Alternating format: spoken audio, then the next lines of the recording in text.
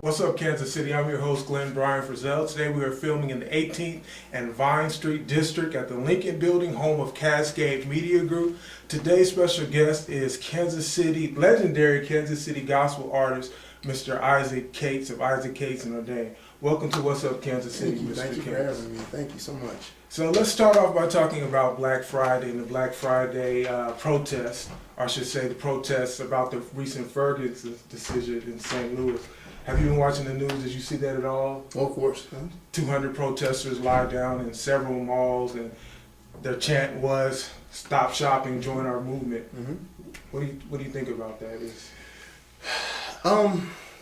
It's a lot of unrest just in general. Surrounding, I think, just nationwide, surrounding the whole Ferguson. Specifically the decision, not to indict or whatever. And there's so many opinions about it. I hate to see that there's so much just division amongst people in general.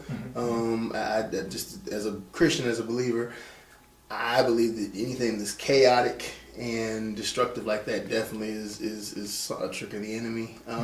There's some very realistic things that being a black man in America that you have to face, though. And I think it's, I think organized protest, especially with the purpose for betterment, and actually to get your voices heard, I think is a very positive thing. So I'm an advocate, for that. I think, I was disappointed. Do you agree with the decision? Personally, my personal opinion, no. No. I felt like something. Just something, but I mean, I wasn't there. Also, I wasn't the grand juror. We didn't see all the evidence. I just know that there's been so much that has been happening just in the past, years stuff has been happening. But then the past 2, 3, 4 years, I guess, there have been so many events that have kind of led up to this, and unfortunately, I feel like there's. What happened in Ferguson with the people who were actually not protesting but looting and destroying stuff like that, I fear that sort of thing, rioting, if justice is not served, or at least attempted to be served, I think it's something that could potentially continue to happen in other places. It might be something that's greater, that's larger, that's teeming underneath too. I think you got to remain prayerful. And it's not an isolated situation. I'm sure, Mr. Cates, that you have friends in the music community and the gospel Christian community in St. Louis. What music would you put to this protest, to this movement? Oh wow! What music would I put to actually? How would you score it? Yeah. How would I score it? Now, are you talking about existing compositions, or what? Or what would I do, or what? Either or. Okay. Oh man. That's an interesting question. Well, for some of the lives that have been lost, I really like the use of it. The classical music used, the Requiem. A Requiem is a memorial piece for the dead. So you got some really, really great compositions out there that were written in commemoration to battles and things like that. So I would say, as a memorial thing, I really like the idea of a petition for the people that have gone on and who have passed. For those of us that are here and remain, I really like the idea of Donny Hathaway's "One Day We'll All Be Free." Yes, Spike Lee used that. Yeah, I really love that. I love Richard Smallwood wrote a piece called "Give Us Peace." It's a really, really beautiful song. We really need that. I mean, outside of all the racial things and the tension that's going on, I mean, I think our humanity has to be greater. We have to find the things that actually unite us and magnify that more so than the things that divide us. For instance, when a loved one gets cancer, it doesn't know your skin color or your socioeconomic status. You're a host for the cancer to survive in. So we've all lost loved ones to cancer. You know what I'm saying? I feel like there has to be an underlying thread of humanity. I mean, there is a reality. There's an unfortunate reality that is in place. But nothing is going to be done by destruction, hatred. Especially when you're destroying your own businesses in your own neighborhoods. I believe in protest. I do believe in that. And I believe in saying that you don't believe in something, and saying that especially if you feel like it's something that's an injustice that's been allowed to kind of exist. But peace. I mean, essentially, we all want it. You want to go home. You want to feel safe. You want to be able to chill. You want to be able to see your loved ones. So yeah, I'd say in the Richard Smallwood also wrote another song called "Pray for Peace." Layla Hathaway did it, and it was a beautiful song too. Now that first song you mentioned, is that new? Which Give Us one? Peace? Give Us. No, that's an old song. He did that I think back in the 70s maybe. Wow, you're an old soul, Mr. Yeah, I got an old spirit. Well, let's back up just a little bit. Why don't you give us the short version of your biography? I assume that you grew up in Kansas City, or you spent part of your childhood here. Mm-hmm. What schools, what neighborhoods? Yeah, grew up in Wyandotte County, Kansas. I was born and raised. Wyandotte County Bulldogs, all right. Well, the Bulldogs, Wildcats, all right, Wildcats. I went to Washington. Oh, yeah, Washington. I went to Washington, yeah, Wash House, class of 2003. But I was born and raised in Wyandotte County. The hospital it's not even there anymore. It was Bethany Medical Center. Some of y'all remember Bethany Medical Center. I was born there. That's an old one. Yeah, it's not even. I think the building is still there, but yeah, but it's closed. Born only child, Glenda and Herbert Cates. Grew up on Tremont, off of on the northeast end of Kansas. So you're talking about right over there near Quindaro and all that stuff. Grew up right over there. My grandmother had a house on 416 Quindaro, right around the corner. So that whole north end of things. So some of y'all remember that the north end of Kansas City, Kansas. And went to public school there, USD 500. That's not too far from Indian Springs, is it? Not terribly. Indian Springs over on State Avenue. This is a little further down east, right before we used to say that the world dropped off, but it's not that close to the Fairfax. My crazy aunt was born over there and grew up in that area. Really? Yeah. You said crazy? Yeah. I should talk about Okay. my aunt like that. I'm not going to mention her name.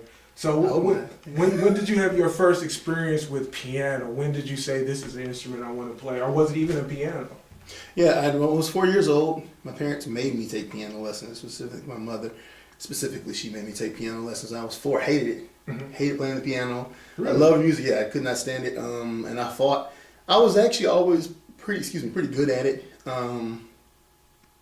I mean, it wasn't like something I wanted to do. Mm-hmm. I mean, I was probably, and I played for probably about 4 years, almost 5 years.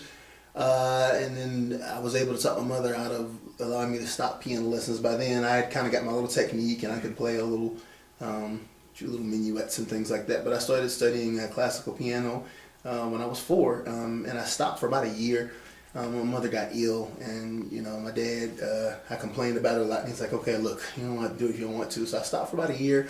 That year that I stopped, by then I was about 10 or 11. I started listening to music, and my ear developed, and I loved it. So I ended up begging my parents again. Okay, so I begged for them to allow me to stop, and then I begged for them to let me start taking again. So I started taking lessons again, and I had never really stopped. And so I loved it. I started to. I realized that I made the correlation between actually hearing music and I could play what I heard. My ears started to develop because I started off reading music. I never, I didn't play by ear until I was probably about 13. Now, did you watch Video Soul and listen to Walk Baby Love and all that? Oh yeah, everybody's. All that? Yeah. Man, I have so many fond memories of childhood and music growing up. It's just amazing, Mm-hmm. I'm glad that you're a musician. I'm glad that you could talk with us here today. Mm-hmm. When did you first start playing for a church? Or I should ask you, what was your first performance in front of a group of significant people, Mr. That's why there's a specific performance. It was I can't remember how old I was. I had to have been. I think I was maybe about 10 or 11. And I played we grew up at the Metropolitan Baptist Church, 9th and Washington Boulevard. Pastor Robert L. Bainland, and he baptized me too, by the way. And I will never forget, I got a chance to play what was then the benediction song. It was a doxology, praise God, from whom all blessings flow. And I think it was the Watts arrangement of it. So we ended with the big amen at the end, and I wanted to do that. I learned, remember. I had learned how to play it or whatever. And people knew I could play, or whatever at church, but they had never heard me play in church. And so before I started playing even for a children's choir or anything like that, I had learned the song that we closed church with, which I thought was a really cool, big song, And I learned how to play it, and I'll never forget, it was right at the end of the church. Pastor stood the whole church up, and, he was like, all right, all minds clear, beloved, let's stand. And everybody holds hands and sings it, right? It's our big, prayer before we leave. And I used to like the song, and he looked down, and I was at the piano, and he just goes, Isaac, and then he looks at my then teacher at the time, Ms. Porche. I might have been maybe 12 or 13. I might be, about 12 or 13. And so she said, it's okay. And I started playing it, and everybody was shocked because I sounded like a much older person playing. I mean, they knew that I could play a little classical stuff, but they never played at church. Wow. And that was my first, technically, I guess, my first time playing in a service with worship. And you grew up in that community, and I'm sure they cultivated you, had hosted different functions where you played, and this is Mr. Isaac Case, come support him, as our church families usually do. Mm-hmm. You graduated from Washington, and you attended UMKC? Mm-hmm. Yes, the conservatory there. Now, I'm familiar with one of your CDs, which is one of the first CDs that I got when in my mid-20s, that I still listen to. Your group, Isaac Cates and Ordained. Mm-hmm. Tell us a little bit about the founding of Isaac Cates and Ordained.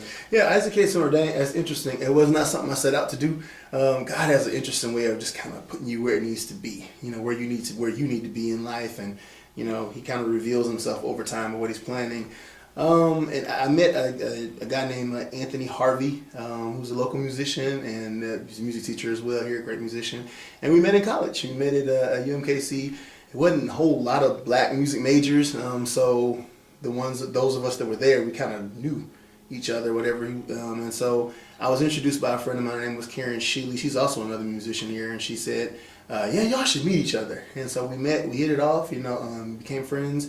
And he was like, "Man, you need to come to my mom's workshop." And his mother does a CDY workshop. Her name is Elwanda Richardson, another great friend and mentor, an awesome songwriter, and.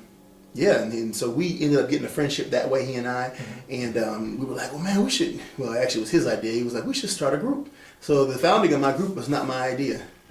So that's basically how it got its genesis, He's like, we should just get some singers, and I was like, I don't know. We prayed about it, thought about it, and I said, okay. He called singers he knew, I called singers I knew. And it was not like an audition process or this thing where we put out, it was like people we knew had encountered. Like we're talking now and whatever, the same thing. People who I'd either talked with, some I'd talked before, some of the churches, or we just met each other in the community, the city. And so, so we had our very first rehearsal at the Corinthian Missionary Baptist Church, which is where his mom is ministering music still to this day, Elwanda.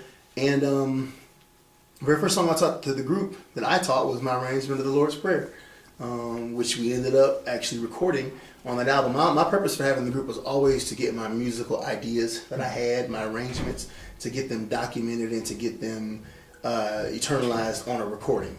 That was my purpose for having the group, or even agreeing to do it, because it wasn't really my idea to do it. So it ended up being a blessing, and that's basically how it less than 2 years later we were recording our very first project. This is the year is probably 2006 when we put that out, so I think it maybe was 2005 when we started working on it. The end of the year, and probably October or so, and then we paused through the Christmas holiday season, and then we started up full throttle, I'm thinking around February or March. Now we'll get to that new project here in just a minute. I'd like to ask you about what some of your alumni, Isaac Cates and Ordained, are doing today. Asa Barnes. Yeah, Asa Barnes. Asa is still he's teaching at I think an elementary school. I just went over there. I can't remember the name of it, but he's teaching there. And of course, he actually put out a Christmas single last year, I think. And he's doing some recording and stuff like that. And phenomenal musician and singer, songwriter, and just great guy. Yeah, he's still doing music here in the city and doing worship leading and stuff like that. I think he's done some stuff with some bands as well. Christopher Rembert. Christopher Rembert has a super talented songwriter. He has a group that he is a founder of called Intentional Worship, and they recorded a single. Thank you for being there. I think that came out sometime last year, or last year it was. And also he was at the time when he was at Friendship Baptist Church. He produced a CD that he put some of his music on as well, and he's taught workshops and doing great stuff as well. Yeah. I'm not going to use her stage name, but Cornelia Bolton. Yeah, I'll make sure she knows that. Yes. Well, for those of you all that don't know, since he put it out there, people, you know her as Mignon Bolton. Mignon's doing some amazing things as well. She sings with J.J. Hairston, and I think she does still Youthful Praise. A lot of you all know she did a song on there, I think called Grateful, a version of that she did an amazing job with that. And she sung with him and traveled internationally with him. Some backgrounds of everybody, from Kurt Franklin to Kim Burrell, and then she's also a member of James Fortune and Fayette as well, who's also a friend. James is a really great guy, but she sings with them still. And then she put out her own single recently. She had her own project. I think she might even have an entire project out. But she put out a single and it was so good. And she also has a Christmas single out, I think, too. Trying to keep up with her will age you. She lives in Atlanta. You can't keep up with. She's got a whole other. She's in Atlanta now and whatnot, and got a beautiful little boy. I can't remember how old GJ is, and she's married as well too. So it's not Mignon Bolton anymore. Actually, it's Mignon Sarton. Wow. Yeah, so I know that. What a difference 10 short years can make. Now, let me ask you, do you think that Kansas City gospel artists get the recognition that they deserve? That's a good question. Yes and no. That's not really a good answer, probably. I'd say probably more no than yes. Unfortunately, Kansas City's got some of the most talented people. And I think anybody from here, in any genre specifically, from athletics to spoken word to dance to, the arts, all that stuff, to creative writing, just creative minds, innovators, pioneers, some of the most talented people right here from this area still live here, actually, too, some of them, a lot of them, a lot of us.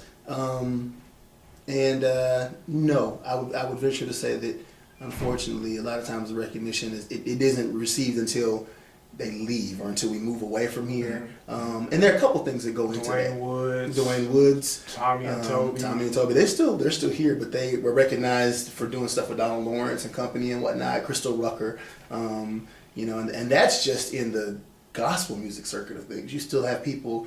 Brian Kennedy, who's got Grammys, who did stuff right here in this area, 18th and Vine area. Peter Adams. Of course, yeah. You got a lot of people who from this area who are just phenomenal talents, and they don't really get the recognition until they make a national thing, and then all of a sudden everybody kind of knows. And then a lot of times people don't know they're from here. A lot of us are from Kansas City, so I would say, but a lot of it has to do with the fact that there are not many platforms here where, especially in the arts and music and stuff like that, for you to necessarily do a lot of work. Now, you're not thinking about leaving us anytime soon, are you, Mr. K? Uh-oh. No. Supply and demand, if it's demanded, so that might leave. I'm going with God. I thank God He's allowed me to travel, so I'm cool right now. We have about 3 more minutes. I kind of want to talk about what you're doing currently with Isaac Case and Ordained. You have some music coming out, and you're actually leaving to take your gift across the seas this week. Tell us a little bit about the Voice of the Gospel tour. Yeah, I'm really excited about that. It's a tour that I was asked to be a part of, and I'm taking 9 singers and 3 band members with me. We're going to Switzerland on Saturday. We fly out. We'll be there for about 7 days. Land of chocolate and cheese and skiing. Yes, you got the big 3. Yeah, we'll be there doing concerts, doing a leg of the tour, and it's just us. It's just we'll be doing 6 shows, and every performance it's headlining them yourself. Yeah, it's just and us. Closing. Mm-hmm. Oh. Yeah, it's just us. The leg of the tour is just us. So the tour, the people that before us, there's a group out of Louisville, Kentucky, and then of course Chicago Mass is coming doing the last leg of the tour. So we're doing 6 venues out there, 6 or more venues out there, 2-hour shows, and I put it all together, where it's all basically gospel music. And so we're doing every traditional gospel music. Folks are going to be hoarse after that. Yeah, we're going to be tired. We're going to be tired. Well, Lord. We blend a little bit in there. I'm not Exactly. I'm not you're not going to do all church stuff. Some of it's going to be some classic stuff. Some classical arrangements, a few choral pieces that I've thrown in there as well. So it's not going to be a lot of hard singing for 2 hours straight, you know. So but we're excited about doing that. We'll be over there, like I said, for about 6 or 7 days, and yeah, we've released a single to promote it. The funniest thing is the Carol of the Bells. If you've not checked it out, there's a video. It's everywhere right now. Yeah, I wasn't planning on doing a video for this. We got the invite to do this show, and I said okay. And we had all this Christmas music since it's a gospel holiday music tour. You shoot the video here in Kansas City? We did. We shot it at Chapman Studio, where we record a lot of our music. Pretty much almost all of my stuff I've done at Chapman on 87th and Monrovia. So check them out if you have not. Chuck Chapman, great studio. Everybody's recorded there. Dwayne Woods, Kim Burrell, everybody's been there at some point and done some stuff. Amazing studio. And so I wasn't planning on doing a video. It was just that we wanted to do something to promote this little tour that we're doing, because we learned all this material and it's like we should do something with it so people know we're going to be doing it. So I did an arrangement of Carol of the Bells, which a lot of people have been sharing on Facebook and Twitter and stuff like that.